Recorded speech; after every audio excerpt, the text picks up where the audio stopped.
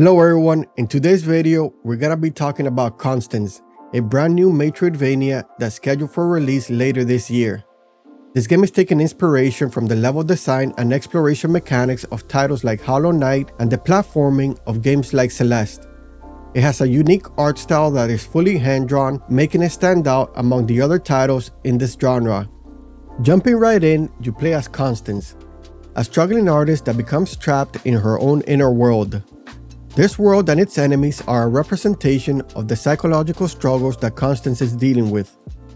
The game will have a strong focus on mental health themes and creativity. In fact, the director Sebastian Juice states that a lot of the inspiration for the game came from his own experiences dealing with creative burnout, anxiety, and depression. This world that they have created is a metaphor for all of that. This means that even though on the surface the game appears to be bright and whimsical, it will have darker undertones as you progress. Constance will feature more than 6 unique biomes that are all interconnected with multiple paths, secrets, and optional areas for you to explore. There will also be NPCs and side quests that will enrich the story, as well as collectibles and upgrades for you to find. One of the most unique things about Constance is its dodging mechanic. When you dodge, Constance will turn into paint, which will allow you to move straight through enemies. This will not only be used in combat, but it will also be used to move through the world. By turning into this puddle of paint, you'll be able to move through narrow spaces that otherwise would be inaccessible. When it comes to dealing damage, you will wield a giant paintbrush as your primary weapon. However, this paintbrush is also a key tool to navigate through the areas. You will unlock abilities that will not only enhance it, but also change it from a melee weapon to a ranged weapon. For example, in the demo that I played, you unlock an ability called Paint Stab. This ability can be used to deal damage to enemies, however its main purpose is to navigate these areas that are blocked off by this black corrupted lightning. You will use these abilities to temporarily cleanse these areas, allowing you to move forward. A very important thing to keep in mind when you are dodging or using any abilities with the paintbrush is the purple meter that is right below your health. Every time you dodge and every time you use your ability, this meter will deplete. If you fully deplete it, you will become corrupted, and any subsequent abilities that you do will actually damage your health. So it's very important that you do not spam. The meter does recharge on its own after a short period. Another thing that I found interesting about this game is its death mechanic. When you die, you get 2 options. The first one is to return to the last checkpoint or meditation point, as they are called in this game. The second option is actually to persevere.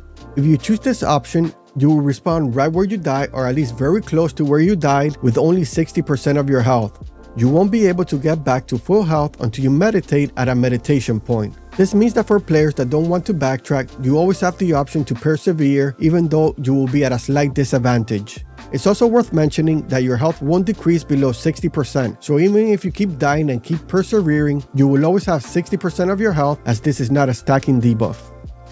In addition to the paintbrush, Constance also carries around a sketchbook with her. In this sketchbook, you'll be able to draw inspirations that are found throughout the world.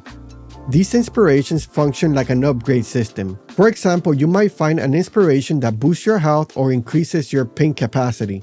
You will then be able to find items throughout the world to increase the effectiveness of these inspirations. Keep in mind that the sketchbook has a limited amount of space, so you will have to choose which inspirations you want to equip. This gives players a little bit of customization, allowing them to choose what they want to enhance, whether they want to do more damage or if they want to be more defensive.